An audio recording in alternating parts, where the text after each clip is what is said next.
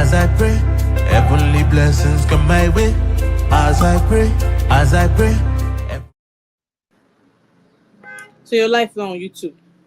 Yes. Can you maybe from your phone trying to see if you can see it?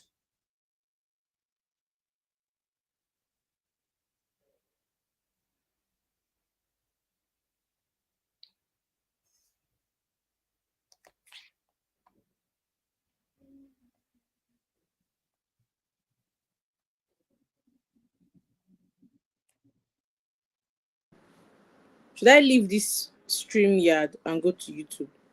Oh no, I was thinking from your phone. Ah, okay. I went to go and open on my on my iPad. Oh. Hey.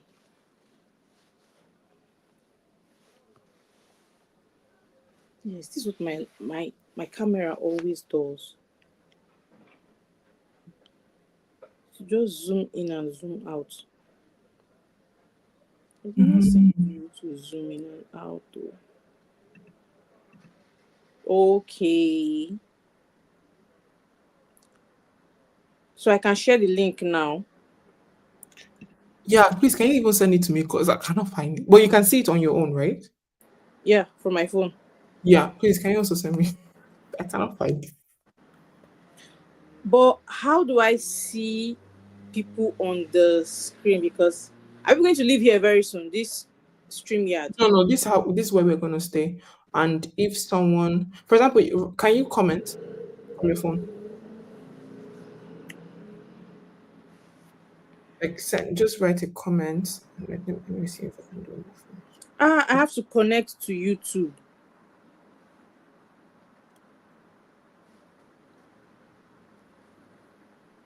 But it says Hey, connect your YouTube account to comment. like on your Wahalo. phone. No, on my iPad. No, but the thing is, right now it's live streaming on my YouTube, right? Okay. Yeah, but you should be able to see. So if you go to my page on YouTube, you should be able to comment. Oh. Okay.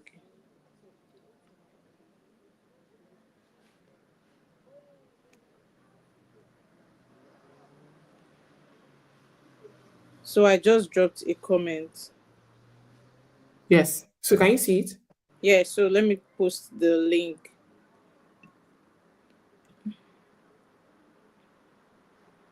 Okay, very good.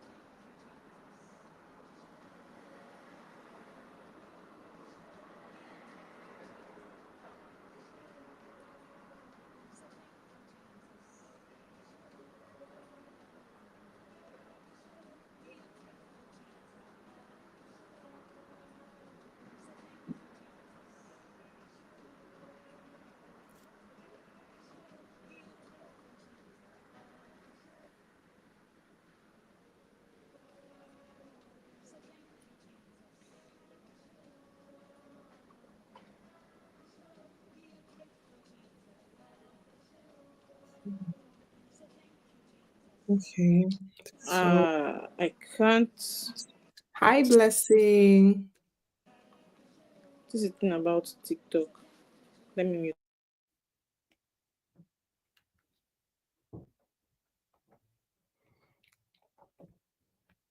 So, welcome everyone, by the way.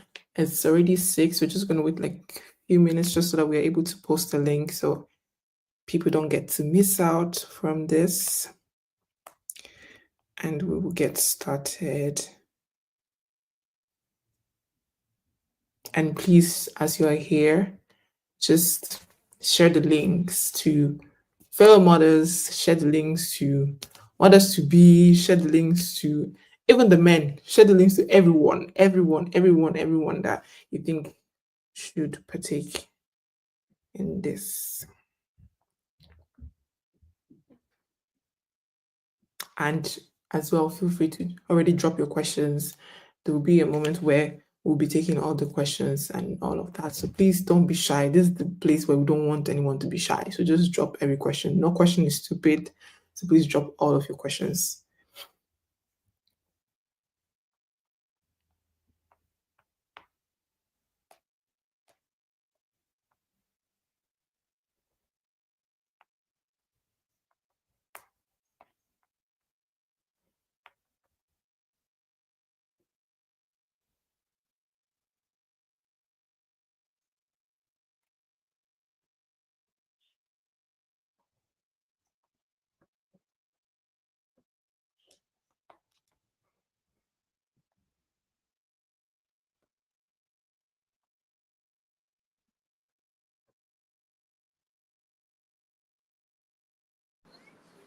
I'm ready, yo.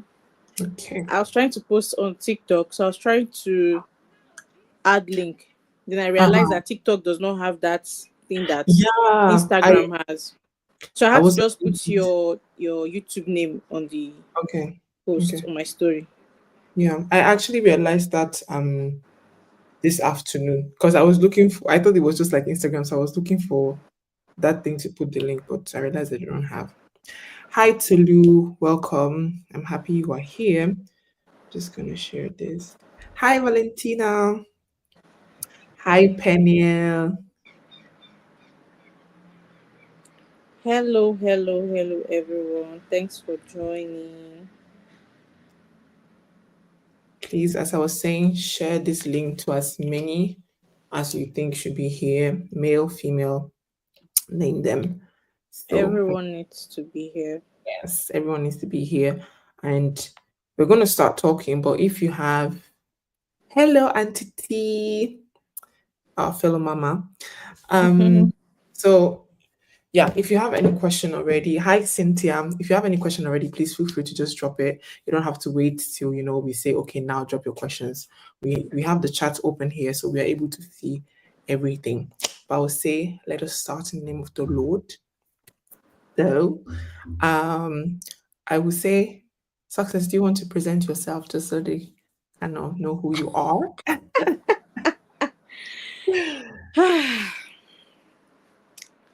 Hi, everyone. Good evening, good evening, good evening. I'm Success. I'm Erechi's Diary, as you've seen on your screen. But my name is Success. I'm Success, and I'm a first time mom as well. And I'm a nurse, I'm a content creator, I'm also a makeup artist. I live here in Germany. Yeah. Nice. So I'm glad to have you here. You know, it's always nice to have someone in your corner that you can kind of say, "Oh, did this happen to you? Did this happen to you?" So that's why I felt like success was the third person, basically, to have this life with. And as we said, we are going to be talking about our birth experiences, and we will also be chipping in, basically I would say some things that we tend to see that maybe happens more here in Germany, or things that we feel that maybe we have heard from other countries, but here in Germany just maybe it's different, or might also be the same thing in other countries as well. So please don't feel shy. Drop all of your questions. We love seeing you guys in the chat. Thank you for all the love in the chat already. And I would Yeah. say let us just get straight into the reason why we're here. So we will be sharing, and the first question I want to ask us is what was your expectation during your last trimester? So your third trimester, what was your expectation? Hmm. You know, during my third trimester, I was already tired. I was done. Like I was tired. I was like, when will she be out of here? I was tired, but I was still doing everything that I could do. I was still moving up and down. I don't know why I was moving up and down during pregnancy. I was moving up and down. So I thought that pregnancy was when you hit that 9 months, like that day that just says 9 months, bam, baby is coming out. That was what was in my head. Honestly, I was just counting down like, that's 36 weeks, right? If I'm not mistaken. If I'm not mistaken, that should be 36 weeks. I was Mhm. just thinking to myself, like, once I hit this day, hey, I should be going to the hospital. Hmm. That day came and it went. The next week came and it went. So my expectation was um popping out my baby once I hit 9 months. But other moms were like, jokes on you. Now 10 months be pregnancy, you it's not 9 months. As in, So yeah. What about you? I mean, for me, I think I thought the exact same thing. I literally just thought, especially with the fact of the due date. Although my midwife kept on telling me that Cleo, due date is just, she would literally tell me that it's just man-made. Like the Mm-hmm. child has a mind of its own. So she will even tell me that the child does not even know that we have even set due date. So don't really look at the due date. The due date is literally just for health checkups and all of that. So, and she also emphasized on the fact that first children sometimes tend to Takes time.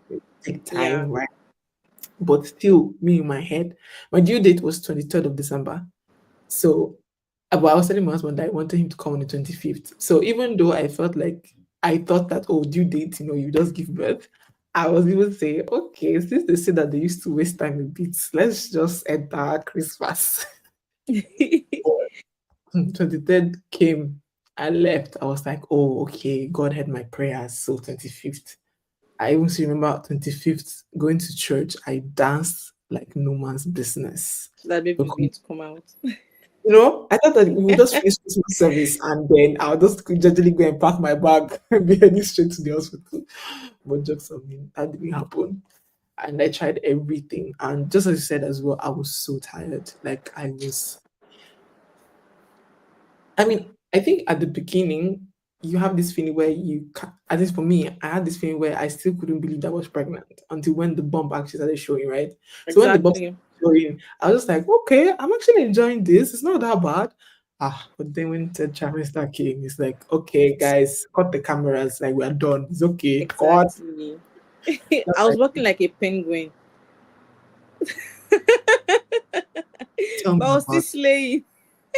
I know, but you really slayed. You really slayed. Guys, I will also drop her Instagram handle so that you guys can go and check and see how this woman just did us 419.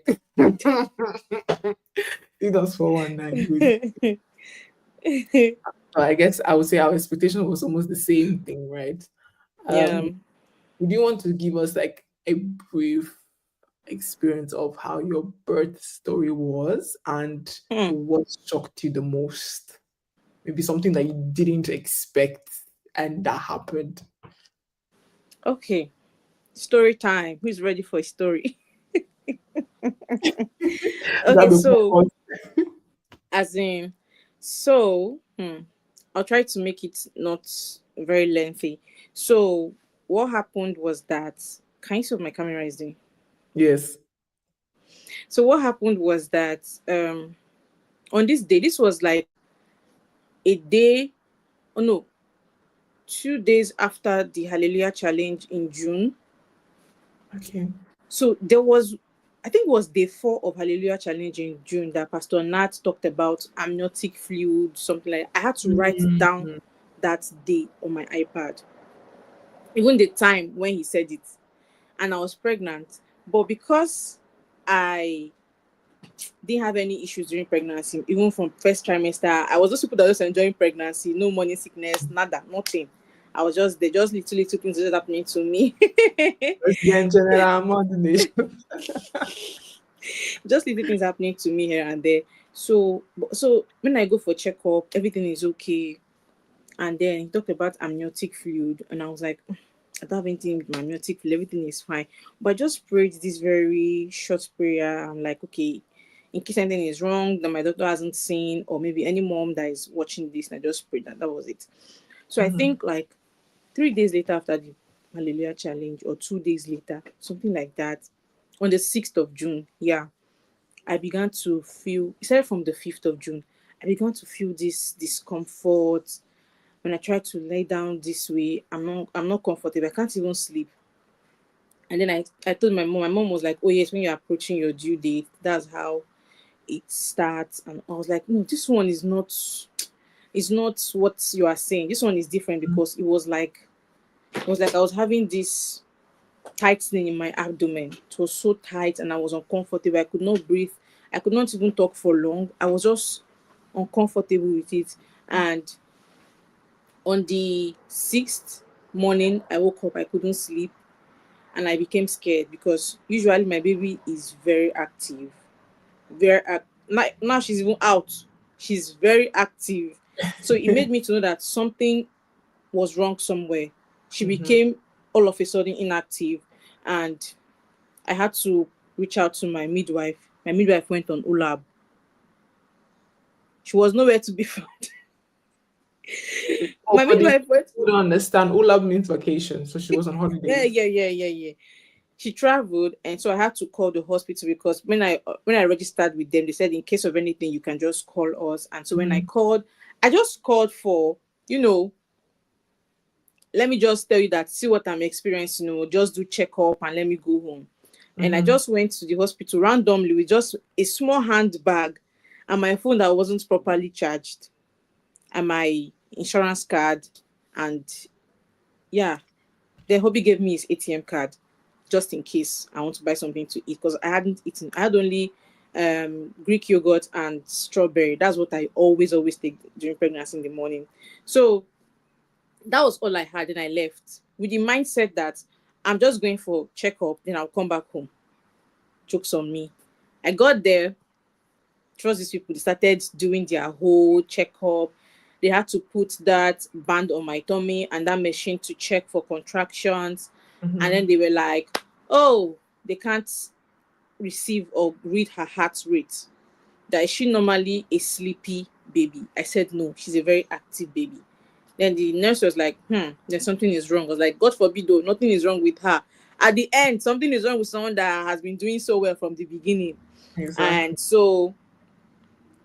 And I was just there lying down, and I was having this subtle cramp-like feeling around my waist, and it was just something that I could withstand, and just it just happening and there. So they were just taking me from one room to another, doing checkups. They took me to a gynecologist. They did ultrasound. They're like, oh, they are seeing her. She's there. She's right there doing her thing. But the machine was not receiving her heart rate. They were like the sinus rhythm, like this sinus rhythm that goes this way. They want it to go up and down, but it was just going like this. It was just going this way, and they were like, it's not okay for them. And I began the movement around the hospital, going from one office to another. Go here, do this. I'll lie down, I'll say, change your position. Maybe you can move about. After like 2 hours, I got there by 2. After like 4 p.m., they said I should just take a walk around the hospital. So I went to the cafeteria to get something to eat. While I was eating, I just felt this big. I was like, What was what's that? going on? What's going on? So I quickly went back to the hospital. I went to ease myself, and it wasn't looking like what I knew. I was like, what's this? And I went back to the nurse, and then she was like, oh, she was already looking for me to come back for continuous assessment. And they kept on doing. It was 7 p.m. These people had not said you can go home until another gynecologist was on duty, and then she just used a litmus paper to just check me down there, and she was like, "This is amniotic fluid that I'm seeing." I was like, "Eh?" From where to where? I was like, "Eh?" And she was like, "You're not going home. Call whoever you want to call to bring everything for you." I said, "No, I have to go home. Oh. My phone is like 5%. I've not finished packing my bag." Panic.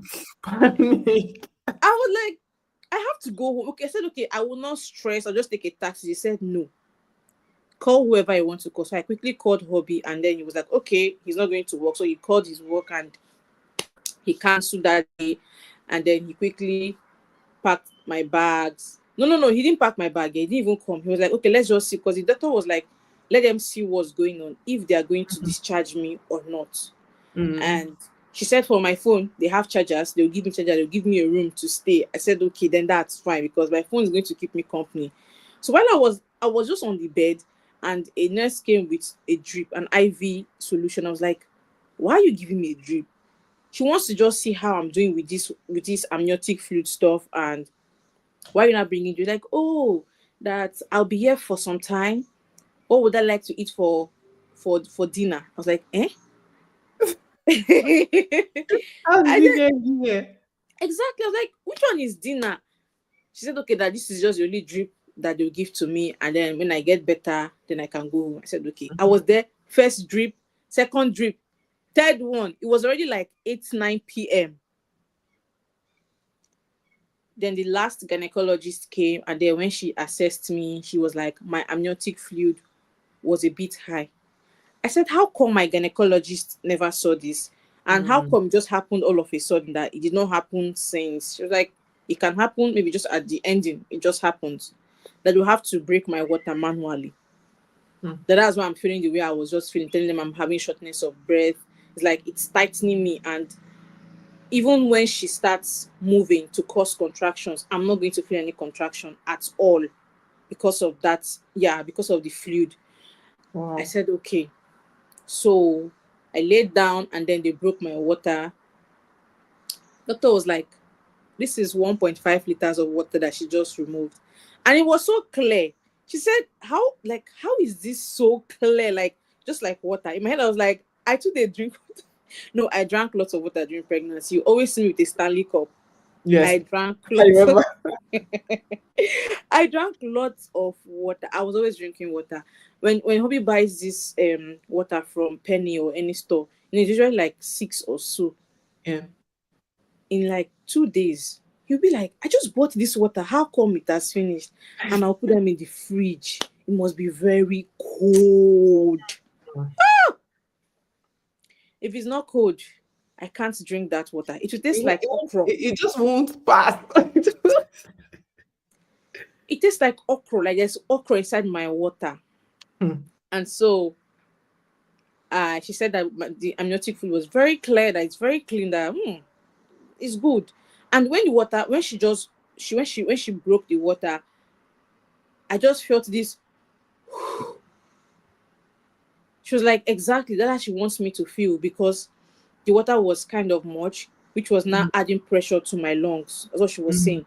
I was like, how come my doctor did not see? She was like, "No, this thing just happened lately, not like something that's happened to you." Because she said she looked at my Muta pass. My blood pressure was never above 120, and my sugar level was just normal. That's so she doesn't, because usually when your sugar level is high, it can affect your amniotic fluid. Oh, okay. Yeah. So, but nothing like that happened. So she was like, maybe it just happened at the late stage, like towards this ending. That's why. And so, and then she said, "Now they've broken my water, I have to go into labor within 12 hours, which is what is expected when you Yeah. break your water. In 12 hours, you should go into labor. If I don't go into labor within 12 hours, they'll have to start inducing me and start giving me antibiotics while the baby is inside it." I was scared of that, because I was scared that I don't want any antibiotics to affect her. I didn't want that. But they said, no, they won't give me the one that is going to cause any harm to her. It's just to protect her from having any bacterial infection. And 12 hours came and went.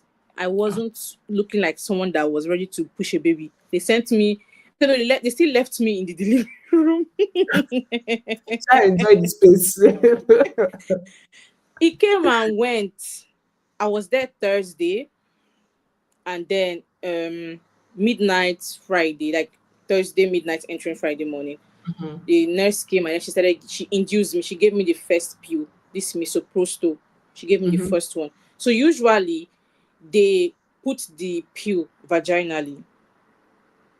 Yes, but because they've broken my water and they don't want to be inserting their hands inside to avoid Mm. bacterial infection too much, Yeah. so they Mhm. started giving it to me orally. So I think that was one thing that also delayed my contractions and progressing, like dilating my pelvic. I think my cervix Okay. rather. I think that was one thing that delayed it, because if they induce you, you're supposed to go like quick. Mhm. But mine was really delaying because I was taking it orally. And so they Orally. gave me the first pill, just one pill. The contractions were coming. You know that machine that it will be showing you the level of your contractions. Yeah, yeah, Mine will yeah. get to 80. I'm just there like this. I'm feeling it, but it's not Subtle. that deep. Yeah. So I Mhm. was telling Hobby that, so this is how labor is. Why are people now over exaggerating? I was using this my big mouth to be talking rubbish. I didn't Hmm. know what was coming for me. I was like, it's not that deep now. Maybe by now I'm like 3 centimeters, 4 centimeters. I was just talking. They came It with will the shock you. antibiotics. 12 hours passed, it elapsed, and then they came with the antibiotics and they started giving it to me. And then after like 5 hours or 8 hours, they brought another pill of the misoprostol, inducing pill. They Mhm. gave me another dose. Then the contractions were now building. It was just coming. It was coming. So I was doing the breathing exercise, like the breathe in, you find the Mm. pain, and then you breathe out. It was helping me for that level of pain. It was helping me. I was doing Mhm. it Friday morning, Friday afternoon. I had this very intense contraction that stayed for 3 hours. It did not stop. It was just there. I was just on my own. And one thing about the contraction is that when it stops, I don't know if I'm the only one that experienced it, or when it stops, it's like nothing ever happened to you. I'm telling you. Thank God you experienced it. I thought it was just in my mind. It's like you just go back to factory setting. Yeah, you feel like, was I overreacting about this thing? But just had a very serious pain right now, and then it happened that way. They will come again, check. They're like, "Oh, I'm just 1 centimeter." I was like, "Eh?" Hmm. On my head, like I was thinking, like all this pain I was just doing, I've entered like 4. Said it's still 1. This is Friday. I was still in 1 centimeter. Hey, Friday morning, I was there. Oh, one of my church members, she came to give me rice. My friend brought things for me to eat. I was enjoying myself. So when the lady saw me, she was like, they've given me this pill, and I'm like having small contractions. I'm here laughing. When it will do me, I'll not be with anybody. I'll just be on my own, breathing in, breathing out. I was just there like that until Friday night. I started throwing up. I threw Hmm. up everything that I ate from Thursday, Friday morning. I was throwing up. Even water, if I just drink water, if I take Coke, anything that enters my mouth, even the nurse came to give me chocolate, everything was just going. That's how we stayed though. The contractions was just building. I was still holding on. Like, okay, maybe by now it should be like 4 cm, because it was becoming intense. It was progressing, and then the intervals were not becoming like Mhm. shorter. In Mhm. my head, I don't reach 4 cm. Like we'll be done So that soon. means this Saturday morning now I'm pushing this girl out. Ah, Saturday morning came. He said they're not still getting her heart rate. I looked at the machine.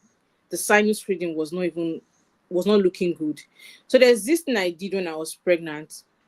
I do play a particular song for her. So I noticed that whenever I place my phone on my tummy, she moves towards the Mm. sound. Mm. That was even how I knew her hearing was good. because she moves towards the sound around my belly. Like anywhere I place my phone, I'll come back to this. I'll come back to this hearing something. So that Saturday morning, I picked my phone, then I played the song, and I placed it on my tummy. She began to move to the sound. So the nurse walked in and was like, whatever that I'm doing that is they like what they're seeing on the screen from their own office. And they like what they're seeing from their own system, that I should keep doing it. So we just kept on playing the song. So there was this, the rocking ball was in my room because they moved me from the delivery room because there were other people that were giving birth. They were like, you're not ready, just get out. So they moved me to a smaller room. So I had this rocking ball. So I was using it and it was really helping me. And she began to move. She was so active throughout. And around like 11 a.m. ish, the nurse was like, please, people should check me and tell me how far I've gone. He said I was 2 cm. Ah. No, one house be done. One house be done. One house be done nurse that came on Thursday night also. She told me I was 1.5. I was like, which one is 1.5? There's nothing like 1.5. Is that I'm 1 or I'm 2 or I'm nothing? Like, tell me. No, she said 1.5. She said, oh God. So when the nurse told me 2 cm, I was heartbroken. I was like, do you know the kind of pain that I've been going through here? Tell him that that is 2 cm. He said, yes, that it's 2 cm. And so the pain was building. It was now so intense that I was not even speaking to anybody. My eyes were just closed most of the time. I was just there. And I then asked the doctor, okay, let's do cesarean section. My husband was even saying, let's do CS, because he was tired of seeing me in that pain, that condition. My parents were calling, his parents were calling. Just do CS. Just tear me, let me just go home. The doctor started giving us all the talking. I was like, we know all these things you're saying. We want to just do this thing and go, because I'm tired of this pain. There is no award for pain. Yeah. I'm not sure they give, there's no reward, there's no trophy. Say, best in bearing pain. So the doctor was like, oh, it's my first baby and nothing is wrong with me. There's no complication. She's okay. I'm okay.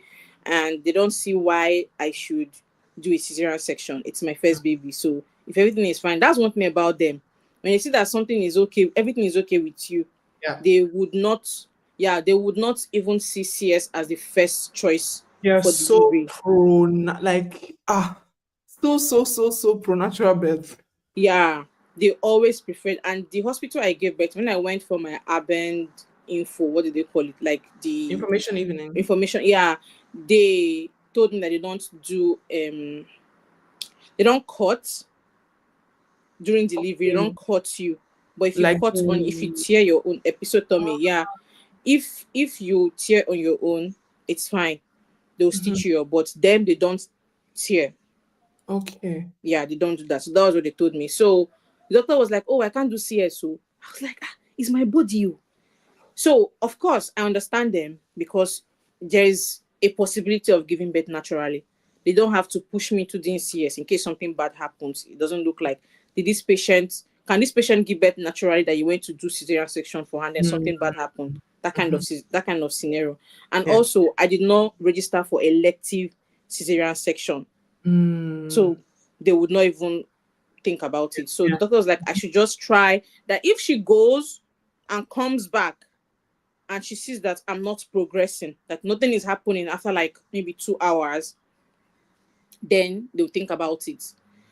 So she then said that, but there is something that she does, not every time, for people in my kind of situation, that she'll take me to another room that has a bathtub and bigger bathroom. They'll have to pump water inside my anus, because she said usually when you are pushing your baby or you're giving birth, you feel like pooing, like you want to go to the toilet. So she said, but now if they pump the water in my anus, I'll feel like going to the toilet. And when I do that, I will not progress in my dilation. This was how she said it. Very plain, very simple. It sounded very nice. It sounded too good to be true. I was like, that sounds very nice. Okay. So if you just pump the water, I'll go and pull and I'll progress. She said, yes, that's all. This was the picture she painted. Guys, this was the picture she painted. And we obliged. We said, okay, let's do this. Let's do this. The nurse came, took me to the room, and I laid down. And she said, when she starts pumping the water, it's called enema. It's called enema. It's usually done for people that maybe you're having constipation and you can't poop. Like, I don't know, when we were small, I don't know if they did that thing to the Yes, with the pump, right? Exactly. So this one now was water. She just pumped. She was like, as she's putting it, I have to hold the water for like 2 minutes or 5 minutes, just small, before I let it. As she was putting it, I was already shouting, take it out, take it out, take it out. Like, it was, Jesus Christ. I was shouting, take this thing out of my body. Like, I want to poop. So she removed it, and then immediately I was like, I need to go to the toilet. So hubby helped me. I sat down there, just I was just finishing the whole seat. Your When I was done, like clean, sparkling clean. I felt relieved that I pooped, like as if I was purging. And then I think she was like, she had to pour me water over my body or thereabout. I don't know. Something like that. I can't even remember. But I think she poured me water, or she came to the bathroom to help me clean up myself. From that place I was standing to my room, I could not move. The contractions that came, that pain was from the pit of hell. Hey, I moved with my legs to that room. I could not go back. I was in pain. The pain was something else. Chloe, I can't explain this pain. When I was saying this to someone's mom who is a nurse, she said, if they do that to any pregnant mom, that is extreme. That's crazy. The contraction was, I was like, no, this one is out of whatever I was thinking. That my big mouth that I said, this small thing that people are saying, little boy. I can just imagine God watching you like, you see? That pain was paining me in my brain. It was paining me in my spine. It was paining me in my soul. We tried and went back to my room. Being before, I would just stay on the bed and just be the bed was not okay for me. The ball I was using to rock myself, I threw the ball away. I began crying, calling mommy. I was calling my mommy. I was calling my mom. I was calling my mommy. I was crying. I was holding the bed. I was crying. Me that I used to do stronger. I was crying. Hobby was just looking at me. You know, that kind of moment that you can't help this person. There's nothing you can do, and they hate to feel helpless when it comes to their own woman. Hey, I was just there. The next day came and said, okay, they're going to give me an IV pain relief that's going to help me with the pain. I said, okay, that's nice. When she gave me, because I was in pain, and then when she just hung the IV, we were like, what's that? She was like, oh, that's an opioid. I was like, why are you giving me an opioid? I was not even done talking. I was feeling witty. I was on the bed, but I felt like I was floating. Yes, that's how it was making me feel.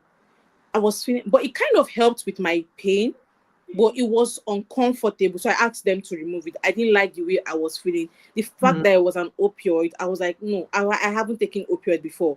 So take this out of my body. And I was so skeptical about anything that is coming into my body because of my baby. I don't even want to hear that something I took made her head to be like this.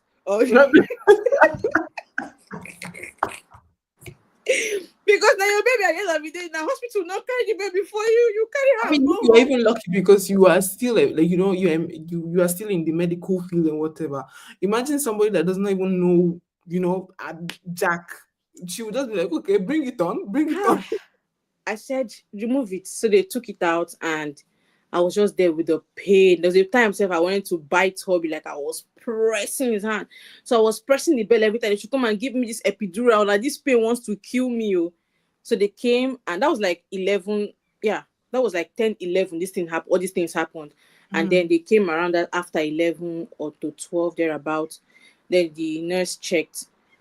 When they checked me early in the morning, I was 2 centimeters. When she now came back to check, I was 6 cm. So I just moved from 2 to 6 in the space of like maybe 2 hours, thereabout. And she was like, this is so good, that this is what they wanted since, and now they can give me the epidural. And then they took me to the delivery room. Then tell me why anesthesiologists, they always come late. I don't know why they come late. I've heard that they always take their sweet time.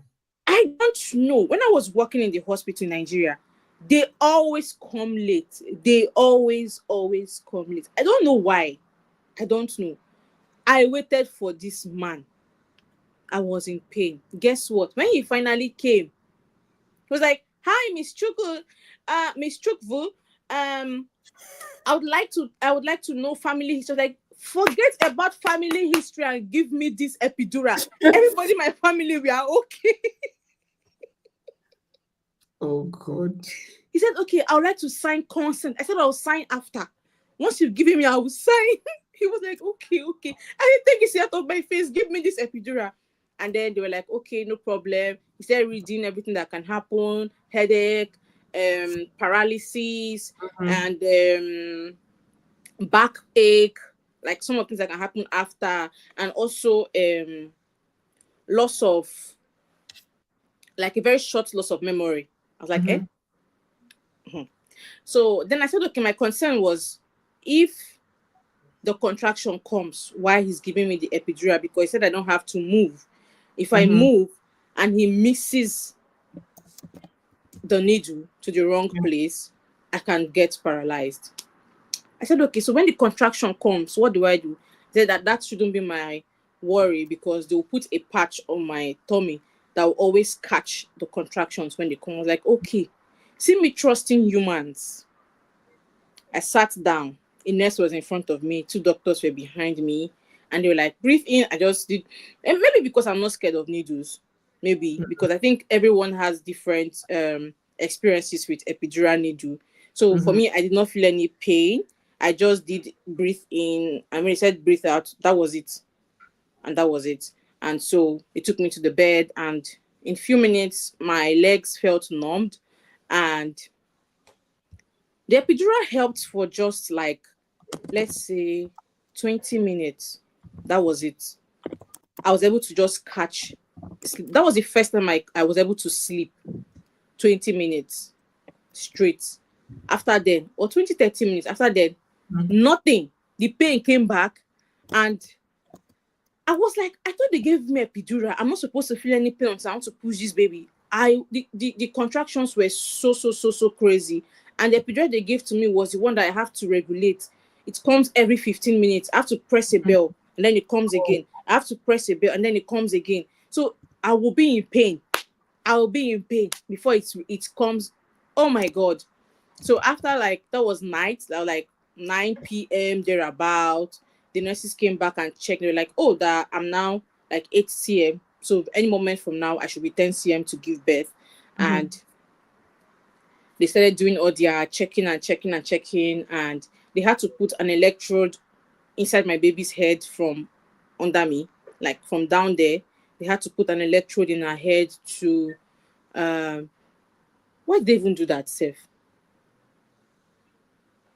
Was check her heart rate. Yeah. They wanted to be sure, because I think the machine was also showing the same thing. So they wanted to just check it from her fontanelle here. So they now had to put an electrode. Like, I don't know how they did that they got the electrode on her head. She came out with the electrode, yeah. So they just put the thing inside, and then they were now seeing everything very well. They're like, everything is perfect with her. Everything is perfect. So they will not give you oxytocin, because they will inject oxytocin. They injected oxytocin inside my IV fluid, which will help to increase your labor, increase your contractions more, and baby will just start coming out. And yeah, in like around 11 or thereabouts, I got to like 10 cm, and the pushing shenanigans started. I thought it's just and then you push. That was what I was thinking. No, I never knew that this is tug of war. Tug of war. I pushed different styles. They said, hold me, drag the bed sheet, and do like this. I did. Nothing was coming. They said I should move. How do you expect someone that you've numbed her leg to move? I could not move. I was just there. And there's this thing they call ring of fire around the waist. I don't know, but I felt it when my baby, when her head engaged very well inside my pelvis. I was having contractions, but that fire around my waist made me to forget about the contractions. I forgot about contractions, but that fire on my waist, I was like, this girl needs to leave. And the moment she just came out, it felt like my life just started. Yeah, so that was just my experience. And what I was expecting my delivery to just be pa pa pa. Like once I step in today, in next 2 hours, I'm 4C, and next 2 hours, I was just counting 2 hours. That was my expectation, that I would not even use epidural. I was one of those women that said I don't want to use epidural. I feel like if they had not broken my water, if they had not pumped that water inside of me, I might not need an epidural, because I was doing so well with the pain that was the contraction that was just happening to me. I don't know. I'm just saying. I did not want an epidural. I'm also thinking that my next pregnancy, I would want to see if I can do without an epidural. I beg. I go use epidural. Somebody in the comment section said, let's laugh together. I beg, I use epidural. No reward for pain. I beg. To be honest, Yeah, so that was just it. 72 hours. Everything I explained, 72 hours. Whew. Well done, ma. That's just what you have to say. Yeah, it's really unpredictable. It's really, really unpredictable. Really unpredictable. True. It's really, really not easy, to be honest. So we've actually heard this. It's best not to think about it and about how it will go. That's true. That's actually true, because otherwise, I think if you start thinking about it too much on Your how it will, expectations, yeah. yes, and you might be disappointed, and that disappointment might be too painful. I wouldn't say that I did not put so much attention to childbirth. Honestly, I just thought that if I go to the hospital, I'll just give it and come back. My main concern was even postpartum. I was always scared because I knew that no, Amugo, my mommy is not coming. I'll do this thing alone. So my main focus was postpartum, not even but I was thinking that everything will go smoothly. Like I don't have to use epidural. I will hold this pain. I will chest pain. Some Precious in the chat is saying that I was at the hospital for 5 days and still had the CS. Oh my God, I'm just seeing it. Oh my God. I've heard from quite some moms that it's even nice that, okay, you go there and it's like painful, the fact that you go there. It's like you're being strong, and then at the end of the day you still end up going for yes. Yeah, she said that delivery will be 3 quick. days of delivery experience. I know, right? That's why I went to the table. When they ask you that, what do you bring to the table? I bring myself. I bring myself to the table. Exactly, you are the table. I'm the table.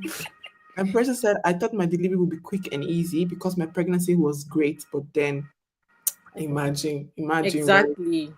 It's really, really, and just as you said earlier as well, everybody's body differ, right?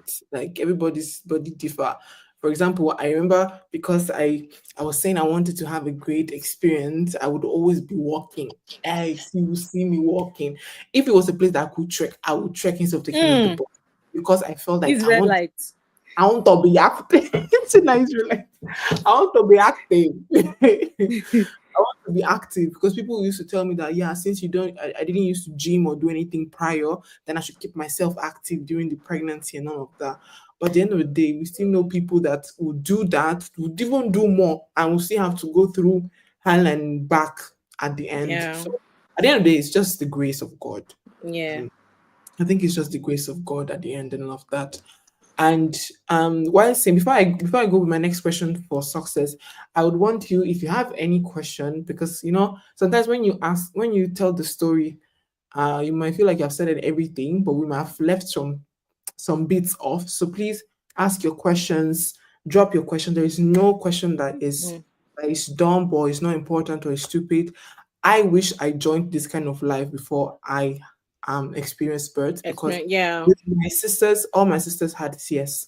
So I'd not experienced like a natural birth or anything. And even for the CS, they had like quite stressful CS. So I would have even wanted to hear from someone who had a CS that maybe Yes. it was an elective one. So she already had a date, she went in, came out, how is it, and all of that. So every child choose their own. I know, right? Every child is every. I think that's what even makes every child different and Yeah, special. unique in their own way. And yeah, and that's why also when you check some people's names, you understand what the mother went through when they gave birth to that child. So Teresa is um, saying her own question is, how are we glowing? and yeah, it is the camera, it's it's the There's a grace of filter. God. Oh. It's the I mean, it's the grace of God. Sade is saying that she went through the same thing with Precious. Oh. More grace, more grace. You are a fantastic mom. You guys are doing well. The fact that you guys were able to go through that, and you're on this life and you're able to text, then you're doing so well and God is with you. So Hmm. This person's comment is so true. that's because So we are not true. being So honest true. about delivery, especially content cases you do. I know, right? Especially, sorry to say, those ones that when they come out, they have already put full makeup. Because I Tell felt me how I people are doing felt makeup. somehow that my edges were not laid. I don't know how.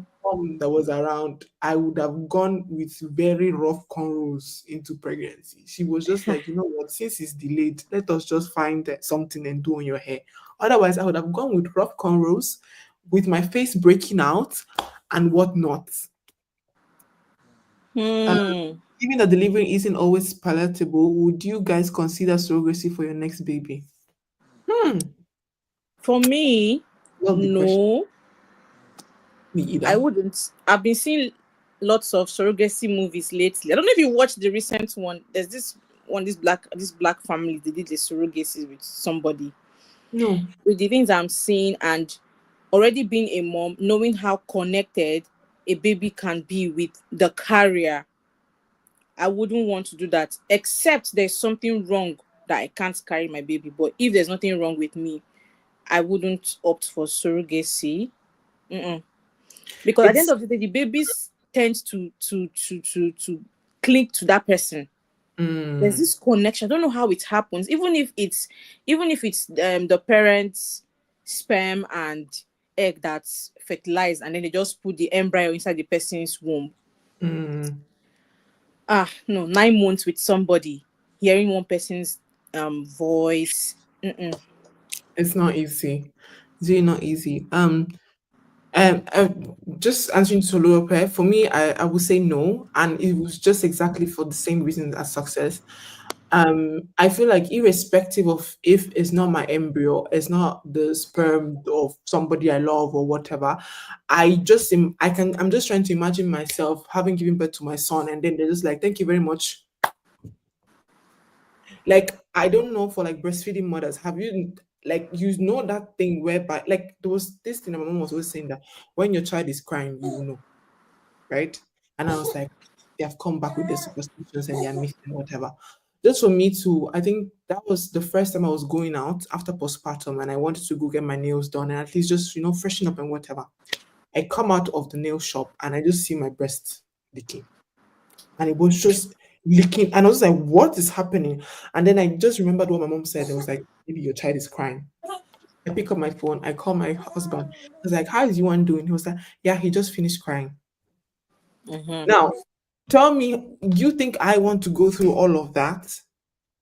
Not at least it's even nice when I go through all of that and I'm seeing the reason I'm going through all of that. Like I'm seeing the joy of the reason why I'm going through all of that. But then I have to go through all of that and I cannot go back to the child. I cannot hug the child. I cannot do anything because the child is not my own.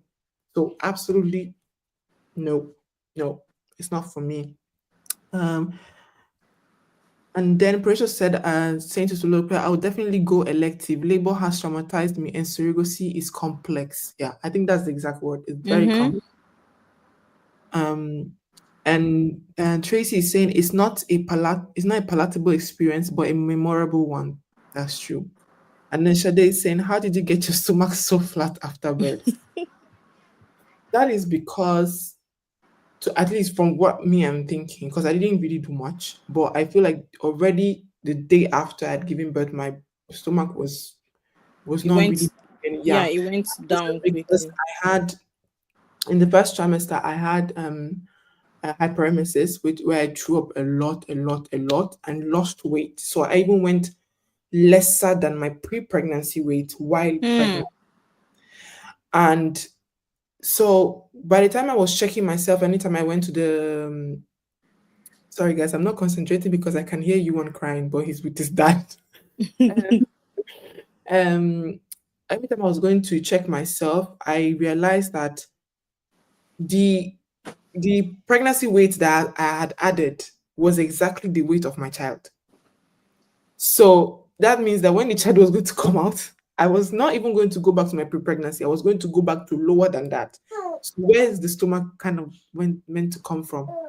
I think for me that was just my experience because even as I speak, I'm still lesser than my pre-pregnancy weight, and I cannot relate to when mothers say that, oh, you know, that hunger that comes in postpartum and all of that, the first 2 3 weeks I wasn't that hungry. I could literally go the whole day without eating and I wouldn't really feel it.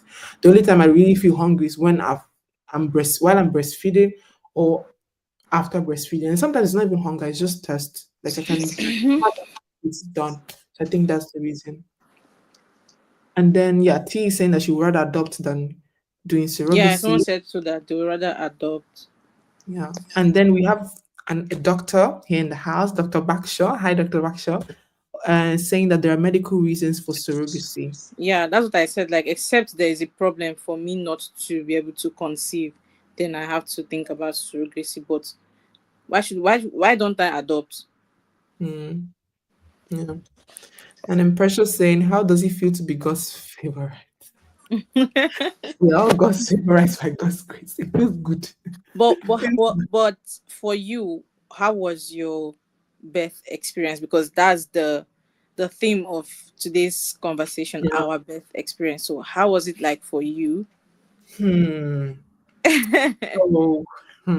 For Is me, there, so sorry to cut you mhm. because I gave birth to a girl, so I don't know if there's a different way boys make moms to feel during like labor. Maybe there's something that might be so different from what I experienced. Hmm.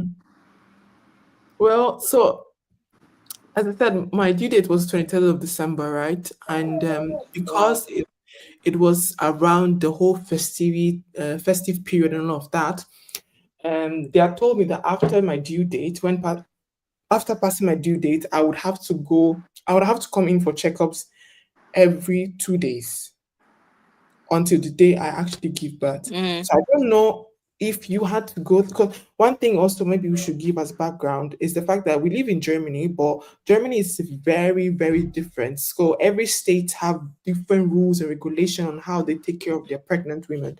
So I It's don't the know if same. it's the same. But for Okay. me, I gave birth before my due date. Okay. Okay. So since I passed the due date, yeah, I had to come every 2 days. But then uh yeah, so after the 23rd, I went on the day of the 23rd for my checkup, nothing. Then on the 25th, because it was a festive, I had to go into the hospital. So I'd already registered at the hospital that I wanted. It was a very, very cozy family like hospital compared to the other hospital that people in my city here in Nuremberg tend to choose. Because sometimes even when I mention the hospital, people are like, "Hey, where is that hospital?" But I'm very happy of that choice actually. Um, So I went, and then after the 25th, I went on the 27th. From that 25th, my just as you said, your my midwife was also nowhere to be found, just because it was that long holiday for the festive period. So even I remember the hospital was just like, "What are you doing here?" And I was like, "My midwife has gone on a very long holiday," and then they just started laughing because they felt that they've just dumped this girl here. Then we just kept on going to the hospital. So went on the 27th, and then on the 27th already they were like, "Oh, you know that you have until the uh was it 1st of January to give birth? Otherwise, we'd have to start thinking, um, we'll have to start thinking on in how to induce you and all of that." And then we're like, okay. I mean, my husband was like, okay, but me, I wasn't really happy about that. Not because I feel that there's anything wrong with getting induced, but just the stories that heard about getting induced was just not, yeah. My cousin got induced and she was telling me that it was just like hell and back for her. So I didn't want to go through that. So we came on the 29th in the morning, and then they checked me. And then for the first time in the whole pregnancy, my feet were getting swollen. Mm. I didn't experience none of that all through. So I told her that, to be honest, I'm very tired, and then now my feet are getting swollen. Because I'd heard that sometimes if your feet are getting swollen, let me say there's excess water in your body.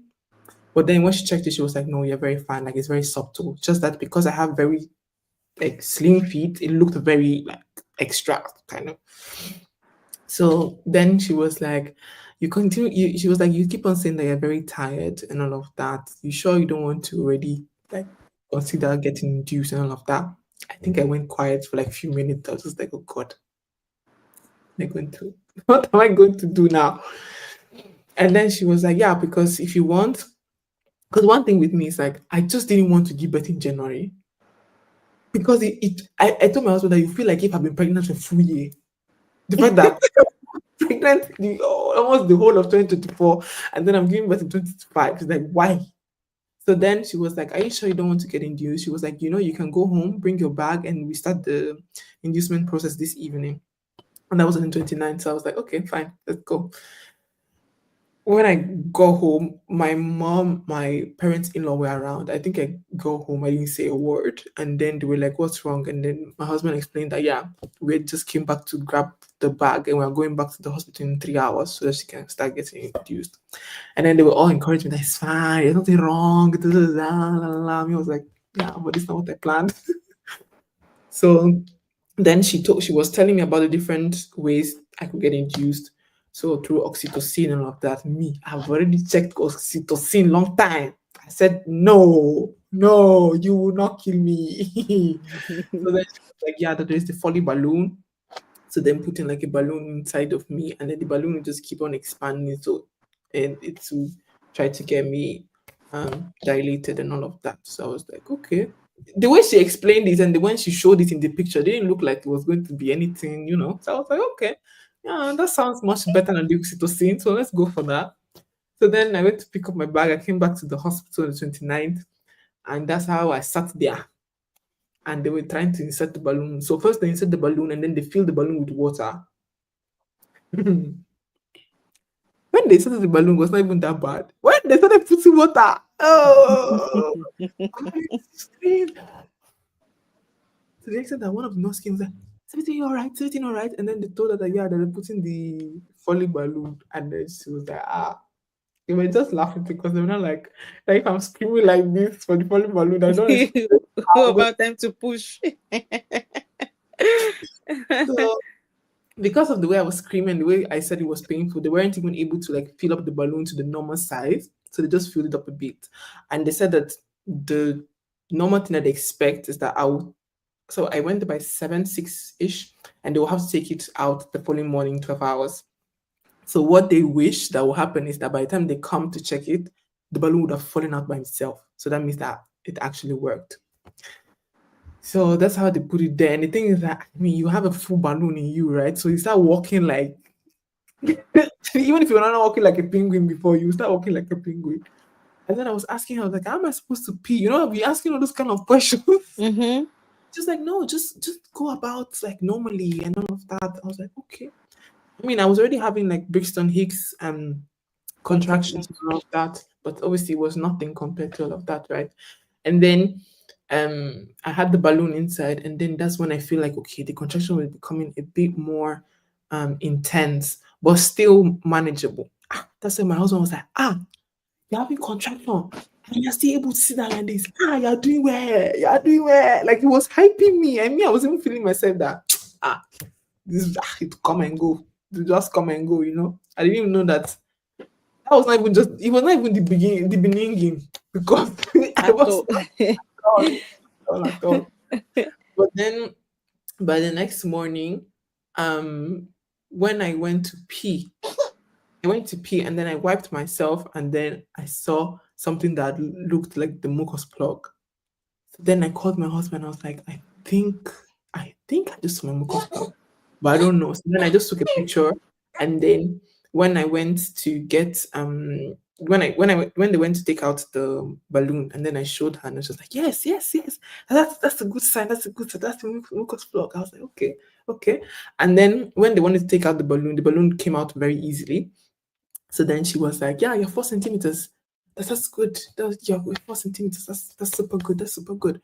So I was like, "Okay," but I was still. I think for me, I was just like, "Okay, I'm 4 centimeters," but in my head, I'm like, "But my water is still not broken now, so we're still there. Like it's not like people have actually gone somewhere." And then I was still just in my room, and then I was still just getting the contractions on and off, on and off. And then all through the time that I also had the balloon, I was taking the pill you talked about every 4 hours alongside with the balloon. And even after the balloon was taken out, I was still taking it every 4 hours. So now that was already on the 30th. So on the 30th, I was just getting checked. I was still the 4 centimeters. And I think that's when I started getting disappointed because I felt good. I was like, okay, up to the night, I went to 4 centimeters, okay, but then we're not stuck there. It's like, when do we move on to the next? So we were just there and all of that. And then that night, oh no, already on the 30th, my husband was taking me up and down the stairs all the time. Like at Wow. some point, I was so tired. And even prior to this, I've done like every single thing you can think. I drank raspberry tea. I even drank a concoction that was made by my midwife gave me the ingredients for that tasted so bad. So that became my water. I was drinking. Nothing happened. I did cob walking. Nothing happened. Um, and then I even up down my stairs here. I think everybody got to know that yes, this woman is pregnant and she's trying to induce labor. Because I went up and down the stairs every morning, every afternoon, every evening, like all the time, all the time. Even though it was so cold, my husband would pick up his jacket, take me out all around our block. We will come back. Even at some point, I was just like, you know what? Maybe baby is even just gaining muscles, small muscles inside because it didn't look like it was helping or anything. So I even got a pill. I didn't know what the name was, but it was also to insert. That was for the midwife. So, but it was like not like like a medicine. I've forgotten what the name is for this kind of still natural thing, but you just insert it just to seal. But the only thing they was giving me was just I was always feeling contractions when I was using it, but nothing serious. So then on the 30th, my husband was there until like midnight. And then at midnight, he was like, oh, he's going to go home because my mom was there. So he had to take my mom home. So they went home.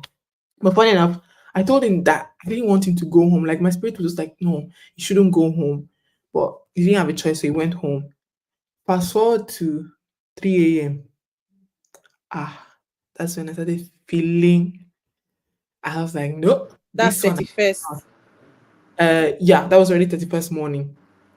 So I was like, no, this one is not subtle again. Oh. This one is something else. Then I called my husband and then I told him that, oh, I think something is happening because I can't handle like I couldn't even speak to him for long.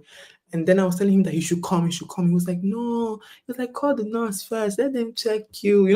I think he was just like he didn't want to just come for anything at 3 a.m. Right.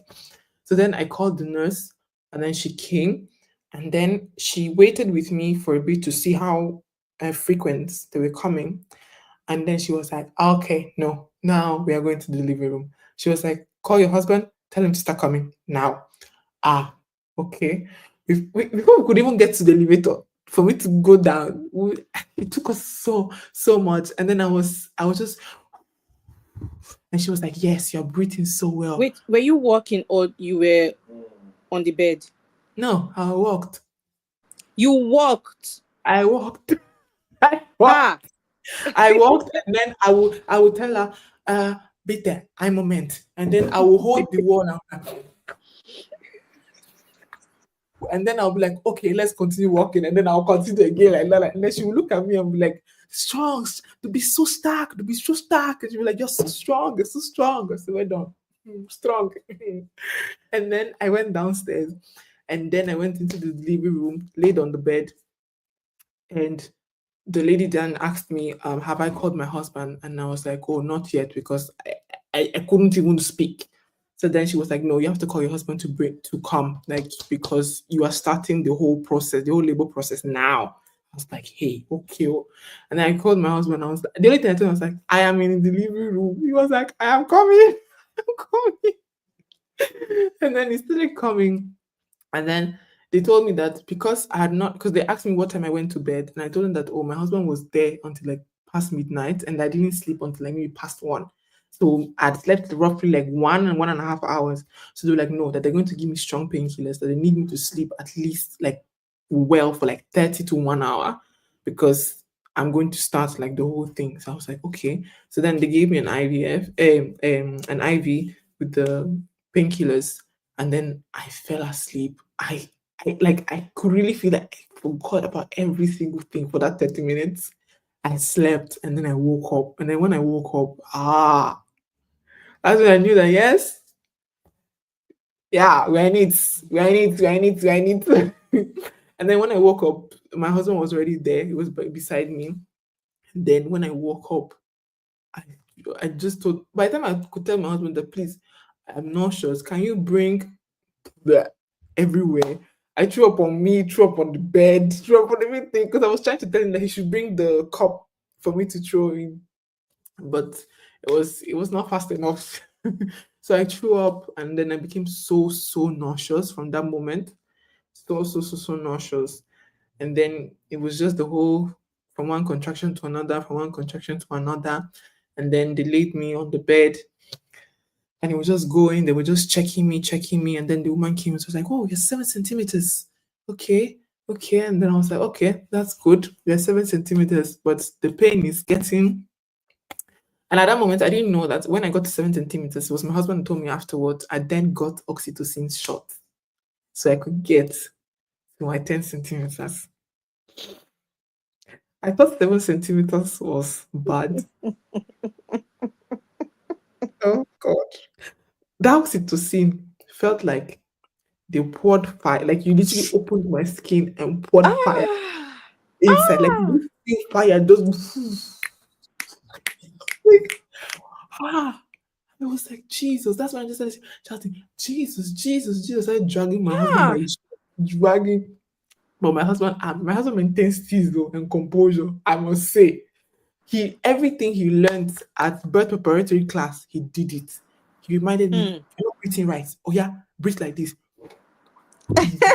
He will remind me, you're not breathing right. Breathe. I'm like, okay, right on. Is it the massage? He did everything. The one with the ball, the one with his bare hands, everything. I was like, okay, very good. Then she now says, you are 10 centimeters. No, yeah, you're 10. Because when I was 7, I was screaming and I was all of that. So she was like, are you sure you don't want the epidural? Because I personally didn't want to take the epidural, but I had signed for it just in case. But I told my husband that in case I say I want it, remind me that I said I don't want to take it. So I was like, she asked me that, do you want the epidural? I was like, And my husband was like, no. I was like, okay, no problem. Then when I got to 10 centimeters, that's when I started screaming, epidural. And the woman wanted to just start laughing. She looked at me, she was like, you're 10 centimeters. You cannot give You epidural cannot again. give epidural, yeah. my heart felt like God.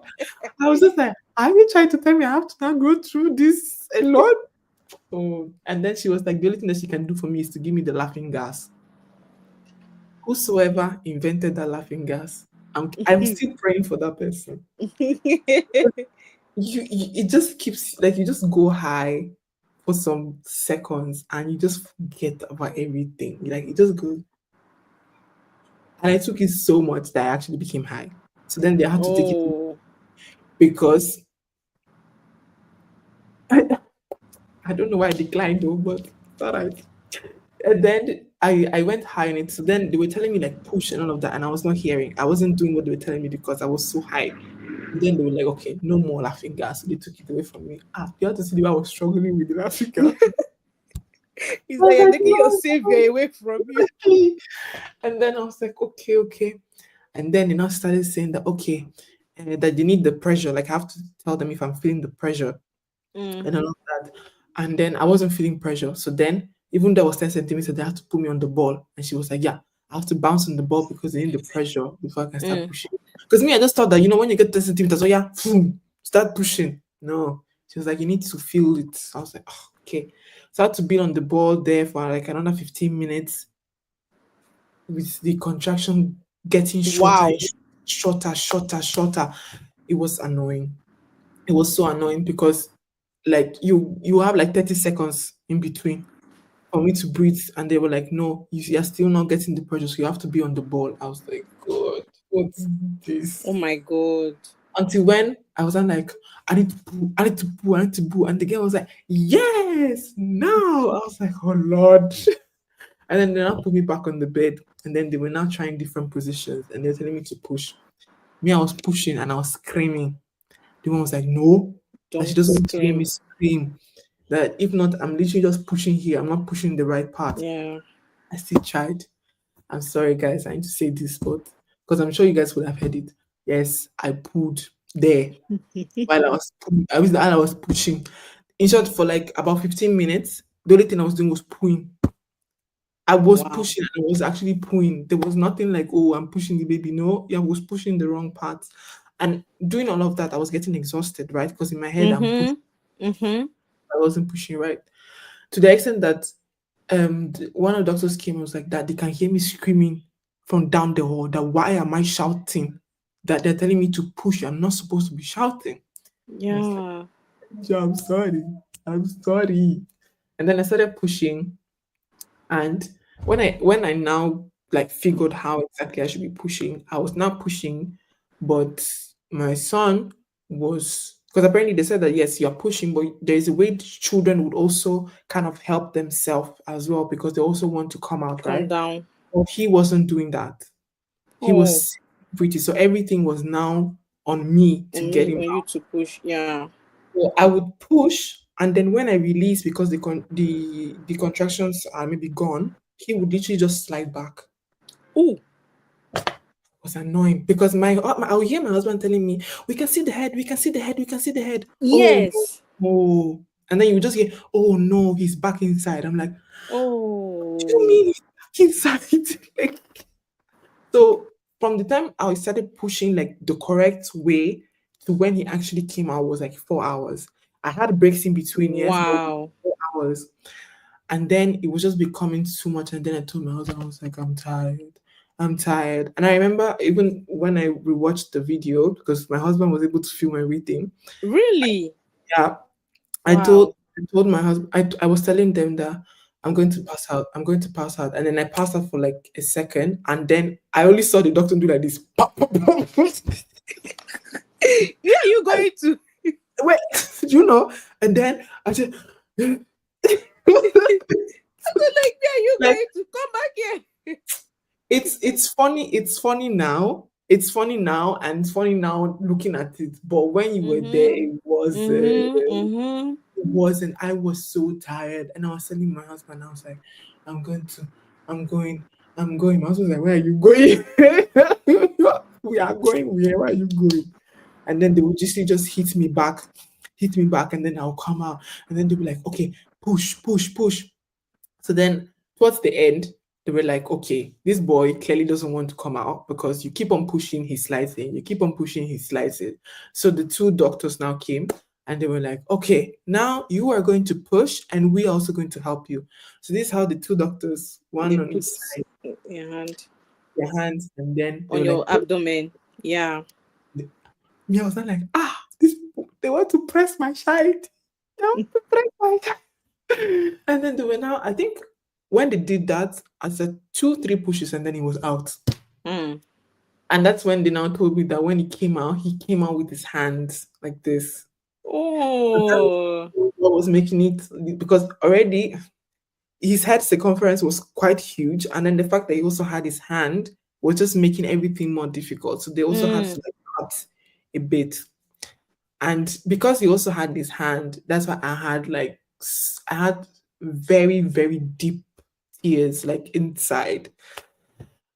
But when I heard him cry, I was like, oh my god. And you see the ring of fire they're talking about, like Did when you? the head was really, I was like, that's when you literally want to use every single strength you have in you to just end it. Let's just I'm end it. telling you. I'm telling you. Like he Oh literally my ended it. God. And then he literally just came out and I was just like, finally. Wow. And that's when I just started crying. I didn't realize when I started crying. Then my husband too started crying. Everybody was just crying. Honestly, I forgot to say something that when I got to 10 centimeters, they stopped the epidural. I forgot to say it so that someone also that hasn't given birth will know that once you're 10 centimeters, you don't have any business with the epidural anymore.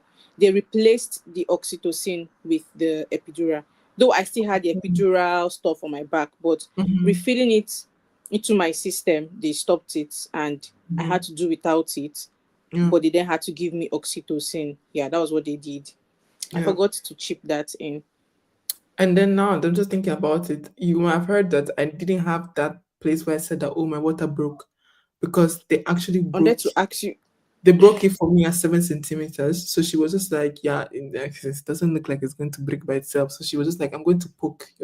I just felt this hot thing just calm down. She just put her fingers and then I just had like, and I was like, okay. Wow. That's not how I Wow, wow, imagined that wow, my wow, water was going wow, to wow. break, but it's fine. Wow. It's fine. Yeah, so that was my birth story. Like, to be honest, I never thought I would be able to give birth without the epidural. The epidural. But when I did it, I was like, wow, you did it, Joe. You did it, Joe. Would you want to do without an epidural in your next pregnancy? I think so. I would say my midwife was very good. Like I love my midwife. Like if I should be pregnant again, I want to have her as my midwife because she talked. So the thing is, every time I went for my checkups, she always gave me about 5 to 10 minutes just talks, just tell me how you feel and all of that. And I told her that since when I was a kid, I have phobia for delivering. So, and I also had the phobia of having a C-section. Not because I have anything against C-section or anything. In short, I would say it's the other way around. I feel like people that have gone through C-section, people are so so so strong because I've seen for myself. I've seen what the aftermath and all of that you have to deal with is. But for me, I just felt like I wouldn't be strong enough to go through that. And because of that, I was always scared about the fact that I'll have to go through C-section. So I told her. So she would always talk me to the fact that not everyone has to do C-section. And also the fact that you do C-section once doesn't mean you're going to do C-section again. And then she would always tell me, your body posture is so good. Why do you think you would have to go through C-section? She would always, and then she will even do this whole science telling me about the chemicals that comes with when you are in labor that would actually give you the whole power and everything. And when I was there, that's when I kind of understood what she was actually saying practically. Because there's Mm-hmm. supernatural strength that comes from nowhere. Nowhere. Because when he was now out, if you should tell me that, oh yeah, push a child now, I don't think I would have the strength. But just when you're in the moment there's just this supernatural strength that comes from nowhere, and it's just amazing. And another reason why I think I wouldn't want to use the epidural is because, just as you said, people are different when it comes to needles. Me and needles were not friends. I don't know how I Mm. passed the whole taking of blood at checkups I think I just crossed my mind that we're doing it for baby and you have to do it. You don't have a choice. But when it comes to Mm-hmm. like where I only do, I don't think I can do that. Wow. I also forgot to chip in something that when it was time for me to push, I did not just push one, two, three, and then baby came out. In case of someone that is soon to be mom, or Mm. someone that is intending to give birth very soon. So I didn't push, just like Chloe just said that it took her 4 hours. I can't say how many hours it took me, but I don't think it was up to 4 hours for me to push. But I was also trying to scream. Although I wasn't screaming initially when it was time to push, I thought I was joking. At some point, I was like, it looks like I'm joking, because it was like I wasn't doing anything. So my husband was there telling me, use your abdominal muscle. Him is a doctor, and he was trying to use medical this thing. It was already paining my head as he was telling me all those things. He was Abdomen. holding my hands. Yes, press. He held my hands. Nurse was like, okay, she should put her hand on your leg and then she will push. Saying, Mhm. use your abdominal muscles, suck it in, and do like this. I was like, I'm doing all these things and nothing is coming out. So I tried and tried and tried and tried. I was exhausted. If you guys can remember, I said that I was throwing up from Friday. I threw up until 1 hour before I gave birth. So Mm. while I was still there trying to push, there was this bag for throwing up beside me. If you can Mm. watch the video on my channel, you still see me like on my Yeah. bed. There was a bag there. I threw up 1 hour before I finally pushed my baby. So I had no strength at all to push. Then I sighted a Coca-Cola on the table. I asked the nurse, can I take it? She said, anything to make you push this baby, you have to. Because they said they were seeing her head. Say, oh, she has lots of hair on her head. And then I sipped this Coca-Cola and then I tried to push. I could not still push. I became scared.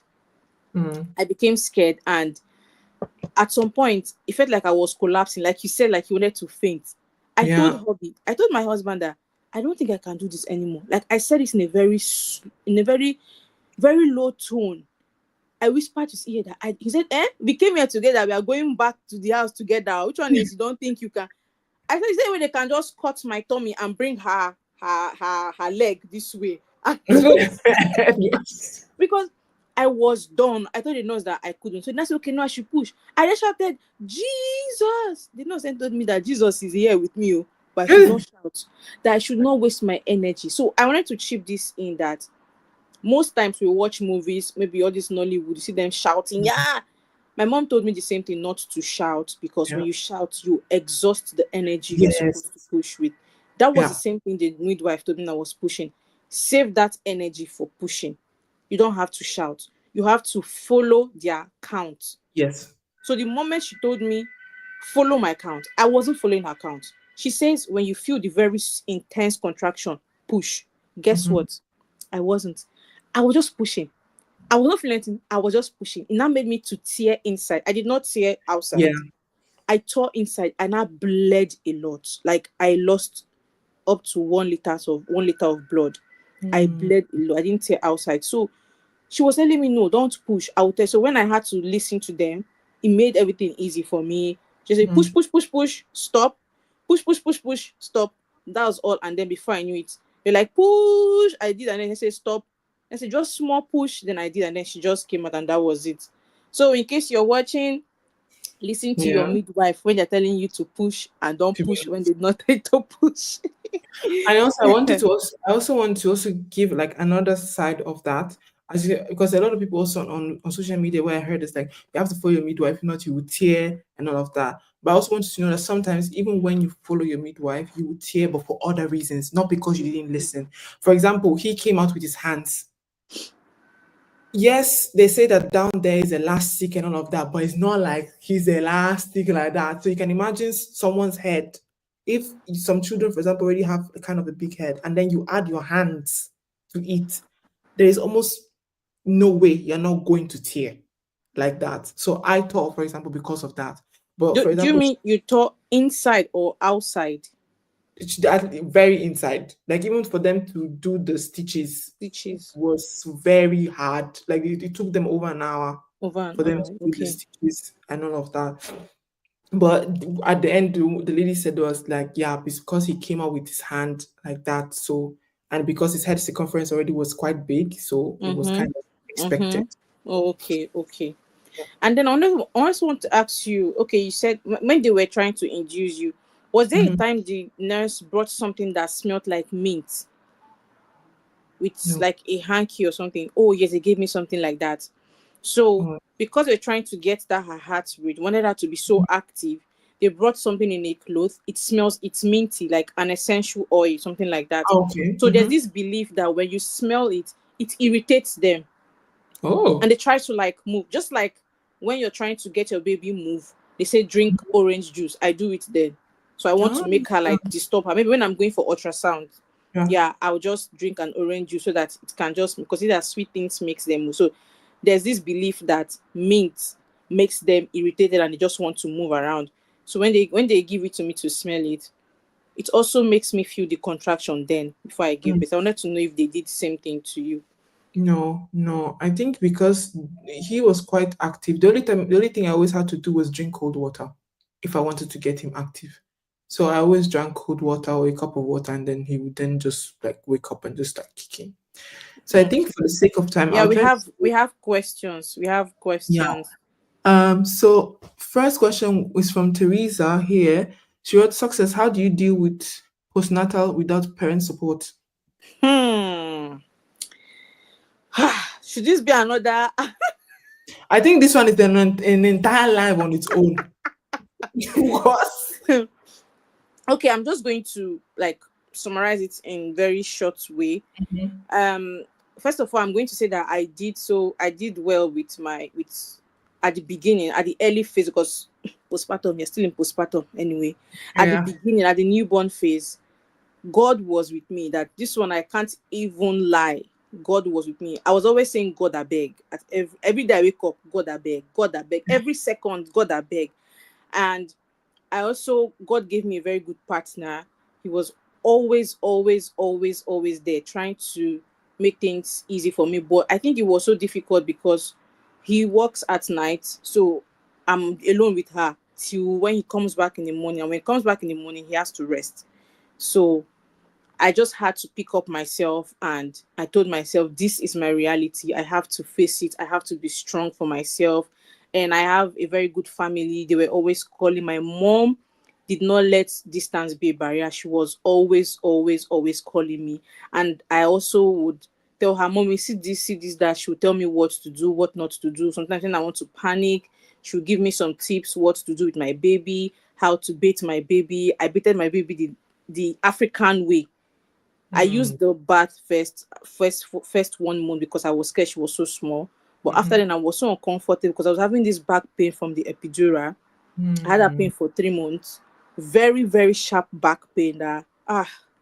But after I saw that the bath thing was not making sense, I just had to get a stool and I got used to it and I enjoyed it because it made me to massage her. And also, I would say that I did so well, or I managed to scale through at the newborn phase because of my husband. He was there. He loves taking care of the baby more than me, sef. And he mm, does so well with her. So he can stay awake with her at night so that I can get some sleep. And yeah, that's just it basically, nothing much. And me mm, just choosing, I just chose to take take that responsibility, and then I understood that there is more that I can do that I thought I couldn't. mhm. And yeah, if that's it. Yeah, and then Sade is asking, how long is your maternity leave, Cleo and Erechi? So for me, so basically in Germany, yeah, it's 1 year maternity leave, if I'm not mistaken, or even longer than that, I think depending it's on one how to you three and your years yeah, depending on how you and your husband want to like divide it amongst yourself. But I'm currently not on maternity leave because I'm doing my internship. That's my personal choice. I decided to go back and do my internship because of personal reasons. But Richie, I think you are still on maternity leave, Yeah, I am. and her daughter is now 10 months. So, Yeah, and then Shade is asking where you live. I live in Germany. Uh, so Tolope say, I'm curious, did any of you experience any significant skin color change? Just my neck in my third trimester, like my neck and my face has always been quite darker than my everywhere, but my neck really showed in my third trimester. and I think it's getting better now just Yeah. because I think this is I even learned from Success about that there was some skincare that you're not allowed to use while in pregnant. Oh, okay. So, but now I'm going in with my vitamin C and everything in my neck because I'm like, this summer we outside. Oh, but I think you should not. Oh, okay, your vitamin C. That's what you use. Yeah, Oh, okay. I don't use retinol or all those kind of things. Oh, So okay. yeah, I just use, I just to be honest, when they used to say, you just have to scrub it. I used to just go a bit more and scrub it in the neck and just put it and put It will spray. go because that's Yeah. how mine too. My neck became darker around my third trimester. So like towards the end, it became darker. Yeah, just towards the end, my neck became darker, but not so dark that it's so Mhm. obvious. It Obvious. wasn't that obvious. Honestly, it wasn't that obvious. But I noticed that I didn't do so much, and I know that for some persons, one thing I know about postpartum healing is that genetics play a very, very, very huge role when it comes to postpartum healing, Yeah. snatching of our tummy, even Yeah. losing weight or putting up weight. Genetics has a very huge role to play. So Yeah. even the hyperpigmentation and healing, also genetics, what we eat, even during pregnancy, has an Mm. effect for our postpartum healing. And so, yeah, for me, I didn't do much. I didn't do anything. I was just there, and I just noticed now that my neck is so fair. Everything is just back to normal. Back So I to think normal. also for you, that's what is going to happen. Everything will Yeah. just come back. Yeah. So like Okay, I so said, I think this is a second of the question. It's mhm, just the person's opinion about yeah. the discoloration. hmm She was like, I found that the average Nigerian lady experienced significant skin color change in comparison to South African women. I wonder why this. To be honest, I don't I know. don't I know. guess I guess also the level of melanin in people also can be different. Mm-hmm. Which would also play a role. Um, yeah, Shade said that she had never heard about the balloon method. I noticed actually that a lot of people in the UK, because Shade is in the UK, that did not know about the balloon method. Because I also had a friend from the UK that was getting induced, and I had to tell her that this is a method, and she was like that it wasn't part of the methods they Me have too. I presented. don't know about it though. Yeah, so our doctor has given us the transcervical Foley catheter for induction of labor. So anybody who wants to save it and read, and go and read more about it, that's the name. I'm not seeing Uh, it though. it's just under Sade's message, comments actually. There are quite a lot of Okay. comments now. So, um, Dr. Bakshi said, "Why did you decline epidural at 10 seconds?" It was just the personal preference, right? So that was just it. Um, yeah. Then we have 4 hours. Yeah, 4 hours. I was really exhausted. If I'd listened on how to push, I would have saved some strength. Yeah, Shadi is asking, how was the first week after giving birth? So the first week after giving birth, yeah, that's why I say I love my midwife because I asked her because I was like everywhere that was everything that was coming out on my reels were like, oh, that first week, oh, that first week, and if you have seen my YouTube, I had an emergency operation in the early stage of my pregnancy, and the Yeah. first week at that one felt like hellfire. So I was thinking it was going to be the same, but lo and behold, the first week was just normal. Nothing Mm, happened. I me used too. the what's it called? The stuff. Me, I was so ready. I had already put water. I was ready to like if I scream, I was just but nothing happened. I was just like, okay. So I think it differs. For Yeah. me, I even thought that if you even have a tear, it will be worse, because it's basically having open sores and all of that. But I didn't experience anything. And success, you're saying that you two wasn't a really a big deal for you. No, at all. It Yeah. wasn't at all. I I didn't feel any pain. Though for me, before they stitched me, they had to put a urine bag just so that I can take out urine so it doesn't interfere with the stitching. And then Mm, after they were done taking care of baby and all, After like 2 hours, they put the urine bag there and I left it for some time. Then they pushed my bed to the room, and then after they took it out. So in the morning, 'cause I gave birth in the middle of the night. So in the morning, when it was time for me to pee, I was scared because my cousin gave birth before me, and then she said it was so difficult for her when she wanted to pee. It was like fire. So I was scared in my head. When the nurse came, Prof. Success, have you used the toilet? I was like, no, I'm scared. I don't want to. I don't even feel like. She was like, no, it's okay. So she brought this what's the name of this thing again? The witch something they call it. I forgot the Which name they call hazel? it. Yeah, so she brought it for me, and then she's like, this is going to help. And then she made me to wear it. And after like a few minutes later, she came back and she asked me to go to the toilet. I did, and I was shocked that nothing happened. Nothing. I didn't even have the pee bag. Like I literally just finished giving birth. They gave me a full cup of juice. They were like I should drink it. Also because during the pregnancy I had iron deficiency. So as soon as I came, the first thing they give me a whole bag full of for iron and all of that. But yeah, I still didn't feel anything and I was so happy because when they gave me that I should drink the cup of juice, I was skeptical because I was already thinking that if I drink this thing now I'll have to pee. But then everything was okay. So it is well with childbirth. Yes, not every skin product breastfeeding mom can use. That's true. And yeah, genetics plays a huge role. So I think we've gone through all the questions. This was so fun, by the way, guys. And thank you so much Yeah. that there was so much engagement in the comment section. I love that. You guys are the best. Like you're the real G's. The thing I'll ask you now is to please go to subscribe to Rachel's diary. She has very, very, very, very, very nice blogs. If you are a TikTok person, you should also go follow her on TikTok. She posts gems, like very good things. As I said, that I've learned as well. For example, I went to purchase the breastfeeding tea at the beginning when I was struggling with supplies and all of that. So I got that. And there's also this smoothie you showed. I'm in love with that smoothie from DM. I always buy it. Sometimes I just pass DM just to buy it and I'll drink it there and, and then leave.